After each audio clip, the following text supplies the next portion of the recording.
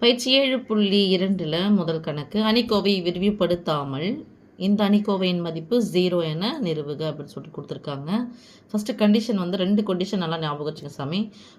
ஒரு அணியை நம்ம 0வாக ஆக்கணும், அதனுடைய மதிப்பு 0 வரணும் அப்படின்னு சொன்னால் 2 நிறைகள், இப்போ 3 நிறைகள் இருக்குதுன்னு வச்சுங்களாமே, 3 நிறைகள் இருக்குது, 3 நிரல்களுக்கு அதில் ஏதாவது 2 நிறைகள் நமக்கு சமமாக வரணும். ஓகே, இல்லைன்னா நிறைகள் சமமாக வரணும். 3 நிறையில் ஏதாவது 2 நிறைகளினுடைய மதிப்புகள் சமமாக வரணும், உறுப்புகள் சமமாக இருக்கணும். அல்லது அந்த 3 நிரல்கள் இருக்கக்கூடிய 2 நிரல்களினுடைய உறுப்புகள் சமமாக இருக்கணும். அப்படி இருந்துச்சுன்னா அந்த அணிக்கோவையினுடைய மதிப்பு 0. இன்னொன்று, ஏதாவது ஒரு நிறையோ அல்லது நிரலோ பூஜ்ஜியமாக இருந்துச்சு அப்படின்னு சொன்னால், இது ஃபுல்லாக பூஜ்ஜியம் அல்லது இது ஃபுல்லாக இல்லைனா அது ஃபுல்லாக இல்லைனா இது ஃபுல்லாக பூஜ்ஜியம் அப்படி இருந்துச்சுன்னா அந்த அணியினுடைய மதிப்பு, அந்த அணிக்கோவையினுடைய மதிப்பு 0. இப்போது நம்ம ஏதாவது ஒன்று நான் என்ன பண்ண போகிறேன், ஏதாவது 2 நிறைகள் அல்லது 2 நிரல்களை நான் சமமாக மதிப்பு வர மாதிரி பார்க்க போகிறோம். இப்போ இங்கே பாருங்கள், இங்கே ஒரு நிரல் இருக்குது, இந்த ஒரு நிரல் சமமான உறுப்புகள் இருக்குது. அப்போ இந்த எஸ்ஸில் ஒரு எஸ்ஸை நான் வெளியே எடுக்கிறேன். That is equal to S 1 வந்துருச்சுங்களா? இது என்ன இருக்கும், அப்படியே இருக்கும்.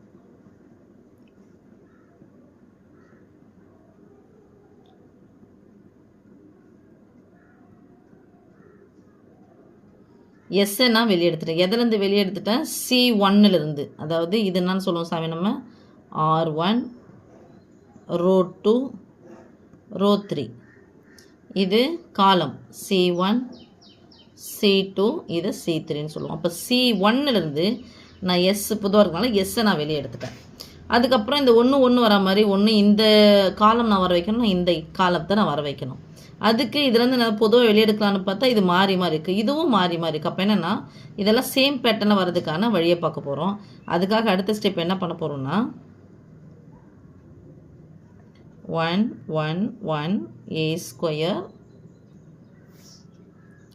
b square c square. இங்கே சமமாக வரணும்னா இங்கே b ஸ்கொயருக்கு c ஸ்கொயருக்கு யார் இல்லை, a ஸ்கொயர் இல்லை. அப்போ என்ன பண்ண போகிறேன், a square plus b square plus c square. இதில் யார் இல்லைன்னு பாருங்கள், b ஸ்கொயர் இல்லை. So c square plus a square plus b square. இதில் யார் இல்லை, c ஸ்கொயர் இல்லை. So c square a square plus b square plus c square. அப்போ என்ன நாங்கள் சேஞ்ச் ஓவர் பண்ணியிருக்கேன்னா C3 தான் மாற்றம் இருக்குது. அந்த C3 என்னென்னா எழுதியிருக்கேன், C3 கூட C2வை நான் கூட்டி எழுதியிருக்கேன். இப்போ இதுதான் புது C3. ஓகே, இப்போ சேமாக வந்துடுச்சிங்களா? அப்போ என்ன பண்ண போகிறோம், எஸ் இன்ட்டு யாரை வெளியே எடுக்க போகிறோம், a square plus b square plus c ஸ்கொயரை நான் வெளியே எடுத்துகிறேன். மீதி என்ன இருக்கும் பாருங்கள், 1 1 1. இங்கே a square b square c square, நீங்கள் எல்லாம் வெளியே எடுத்துட்டேன். 1 1 1. இப்போ யார் சமமாயிட்டாங்க, C1 ஈக்குவல் டு C3. அப்படி சமமாக இருந்துச்சு அப்படின்னு சொன்னால் ஆன்சர் என்னது நமக்கு 0. ஏன்னா 2 நிறைகளினுடைய உறுப்புகளோ அல்லது 2 நிரல்களின் உறுப்புகளோ 0வாக இருந்துச்சுன்னா அந்த அணிக்கோனுடைய மொத்த மதிப்பு என்ன ஆகிடும், 0 ஆகிடும். ஃபார் எக்ஸாம்பிள் பாருங்கள், 1 இது 2 பெருக்கணும், b square minus c square. இது மைனஸ் போகணும், மைனஸ் a ஸ்கொயர் ஆஃப், இதை கேன்சல் பண்ணால் 1 மைனஸ் 1 ஆகிடும், 0 ஆகிடும். இப்போ இது 1 இது ஃபுல்லாக கேன்சல் பண்ணிட்டு c square minus b square வந்துடும். ஏற்கனவே b square minus c square இருக்கா, இப்போது c square minus b square ஆகிடும், கேன்சல் ஆகிடும்.